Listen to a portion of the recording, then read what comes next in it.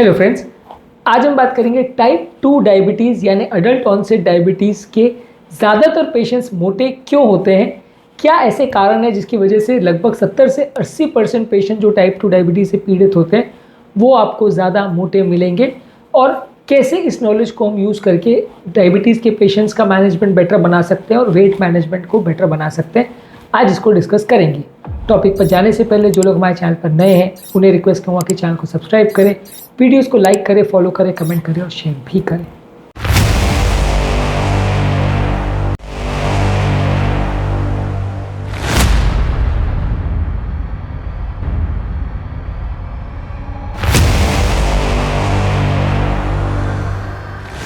ज़्यादातर type 2 diabetes एक insulin access वाली कंडीशन है जहाँ बॉडी में इंसुलिन बहुत ज़्यादा बनता है, जितना ज़रूरत है उससे ज़्यादा बनता है।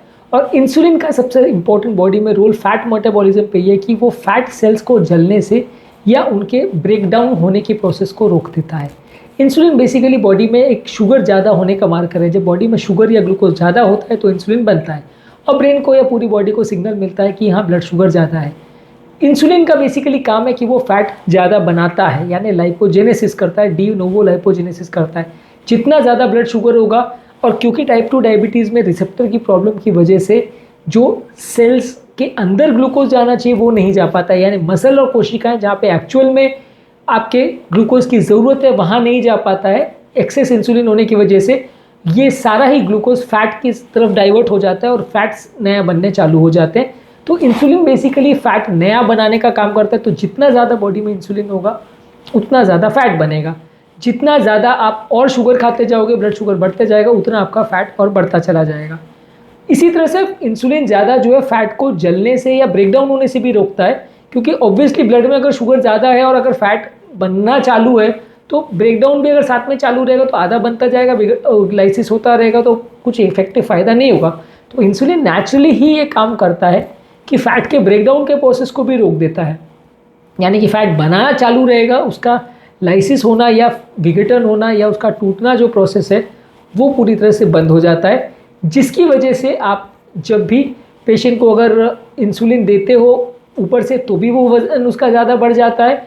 और पेशेंट अगर टाइप 2 डायबिटीज़ में अगर इंसुलिन नहीं भी दे रहे तो भी बेसलाइन उनका, क्योंकि बॉडी में इंसुलिन ज़्यादा है, ये कंडीशन ही ऐसी है जिसमें ब्लड में इंसुलिन ज़्यादा होता है, तो इस वजह से ज़्यादातर पेशेंट्स इसमें मोटे होते चले जाते हैं। और इसके अलावा बहुत सारे पेशेंट्स को हम दवाओं में या ट्रीटमेंट के हिसाब से भी उनको इंसुलिन देते हैं, सल्फोनाइलुरिया देते हैं। ये दोनों ही चीज़ बॉडी में ओवरऑल ब्लड के इंसुलिन लेवल्स को बढ़ाते हैं, और ब्लड में जैसे जैसे इंसुलिन बढ़ता जाएगा, भले शुगर लेवल्स आपके कम होते चले जाएं, लेकिन आपका फैट बनना और ज़्यादा बढ़ते चला जाएगा, क्योंकि ग्लूकोज को बॉडी से हटाने का सबसे इंपॉर्टेंट और एकमात्र तरीका जो इंसुलिन फॉलो करता है वो यही है कि जो भी एक्स्ट्रा ग्लूकोज है उसको या तो कोशिकाओं के अंदर पहुंचा दे, वो जितना कोशिकाओं की ज़रूरत है उतना ही लेंगे, उससे ज़्यादा तो लेंगे नहीं। तो जो एक्स्ट्रा ब्लड में शुगर है उसको फैट बनाते जाता है। तो अगर आप ऊपर से इंसुलिन भी दे रहे हो, या जो इंसुलिन बनाने के लिए और ग्लूकोज को कम करने के लिए सबसे इंपॉर्टेंट तरीका है वो मेडिसिन भी अगर पेशेंट को देते हो तो उससे भी वज़न बढ़ता है। यही कारण है कि जब पेशेंट को हम सल्फोनाइलुरिया या अगर हम उनको इंसुलिन पे अगर एक्सटर्नल रखते हैं तो देने के कुछ ही दिनों के अंदर पेशेंट हमारे पास वापस आता है कि मेरा 5 किलो या 10 किलो वज़न बढ़ गया। यही कारण है कि बहुत सारे डायबिटीज़ पहले भी मोटे रहते हैं, जब डायबिटीज़ चालू होती है और दवा इलाज करने के बाद उनका मोटापा और बढ़ता चला जाता है, और जैसे जैसे और मोटापा बढ़ता है वैसे वैसे इंसुलिन रेजिस्टेंस भी बढ़ता जाता है। एक विशेष साइकिल है कि जितना ज़्यादा मोटापा बढ़ेगा उतना इंसुलिन रेजिस्टेंस बढ़ेगा, उतना उनको और इंसुलिन आप देते चले जाओगे और उनका वज़न बढ़ता चला जाएगा। तो एक विशेष साइकिल क्रिएट हो जाता है।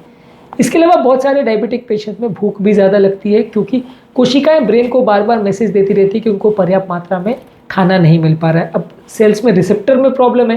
रिसेप्टर बेसिकली गेट कीपर का काम करता है, जो कि बाहर के इंसुलिन को अंदर आना परमिट करता है कोशिका के अंदर।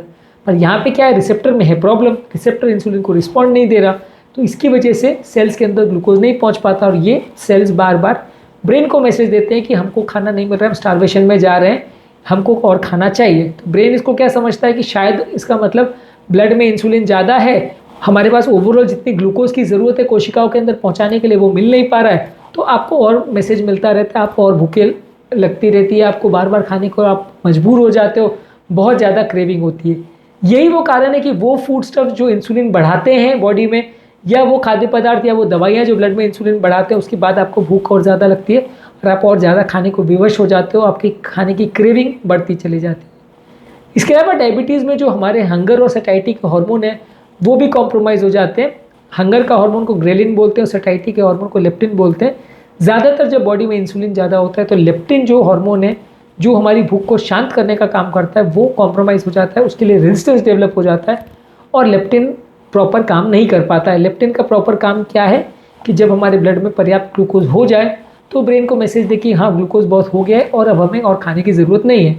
लेकिन टाइप 2 डायबिटिक पेशेंट में इंसुलिन की वजह से लेप्टिन अपना काम नहीं कर पाता है। लेप्टिन हमारी सैटिस्फैक्शन सेंटर्स को ब्रेन के एक्टिवेट नहीं कर पाता है, जिसकी वजह से ब्रेन को मैसेज नहीं पहुंच पाता है कि भूख शांत करने का या खाना को बंद करने का या और नहीं खाने का इंडिकेशन है। तो आदमी खाना खाता रहता है, भूख लगती रहती है, खाना खाता रहता है, लेप्टिन अपना काम नहीं कर पाता है। इसके अलावा कई बार डायबिटिक वाले पेशेंट्स को डायबिटिक फुट हो जाती है, ऑटोनॉमिक न्यूरोपैथी हो जाती है, अलग अलग तरह की बीमारियां, हार्ट फेलियर हो जाते हैं, इसकी वजह से वो चल फिर नहीं पाते हैं, सीडेंट्री लाइफस्टाइल हो जाती है जिसकी वजह से वजन वैसे भी बढ़ जाता है, यानी चलना फिरना कॉम्प्रोमाइज़ हो जाएगा तो एक्सरसाइज कम हो जाएगी और इसकी वजह से भी बहुत सारे डायबिटिक मोटे हो जाते हैं। इसके अलावा डायबिटीज़ में ओवरऑल मेटाबॉलिक चेंजेस भी होते हैं। जब ओवरऑल आपकी बॉडी में इंसुलिन बहुत ज़्यादा रहेगा और इंसुलिन रेजिस्टेंस होगा तो ओवरऑल बॉडी का जो एनर्जी कंजम्पशन का सिस्टम है, एनर्जी को स्टोर करने का सिस्टम है, वो कॉम्प्रोमाइज़ हो जाता है और ज़्यादातर ये फैट हमारे पेट में जमा होते जाता है। इसलिए ज़्यादातर डायबिटिक टाइप 2 वाले पेशेंट्स का पेट पर फैट बहुत ज़्यादा होता है, क्योंकि बेली फैट बनाने की इसकी टेंडेंसी बहुत ज़्यादा होती है। जैसे जैसे आपका इंसुलिन बढ़ता चला जाएगा और जितना ज़्यादा आप ऊपर से इंसुलिन देते जाओगे, पेट पर फैट बढ़ता चला जाएगा और पेशेंट का वज़न बढ़ते जाएगा।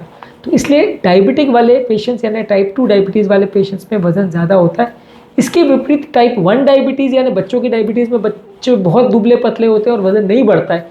इनफैक्ट वो अगर आप पेशेंट्स इतने दुबले पतले होते हैं कि बॉडी फैट नहीं स्टोर कर पाती तो आप उनको इंसुलिन नहीं दोगे तो वो स्टार्वेशन में जाके मर जाएंगे। तो वैसे पेशेंट को तो उल्टा इंसुलिन देना पड़ता है ताकि वजन बढ़े। और अडल्ट ऑनसेट डायबिटीज़ में मोटापा होता है, ज़्यादातर पेशेंट्स में होता है।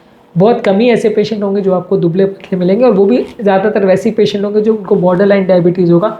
सीवियर डायबिटीज़ वाले मेजॉरिटी ऑफ द पेशेंट्स में थोड़ा वजन ज़्यादा होता है अनलेस कोई और कारण से वजन कम ना हो रहा हो। तो आज के टॉपिक में हमने बात करी टाइप 2 डायबिटीज़ वाले पेशेंट ज़्यादातर मोटे क्यों होते हैं, क्या इसकी पैथोफिजियोलॉजी इसके कारण है। उम्मीद करूँगा कि आज के टॉपिक में कुछ नई बातें जानने को मिली होगी। जो लोग हमारे चैनल पर नए हैं उन्हें रिक्वेस्ट करूँगा कि चैनल को सब्सक्राइब करें, वीडियोज़ को लाइक करें, फॉलो करें और शेयर भी करें।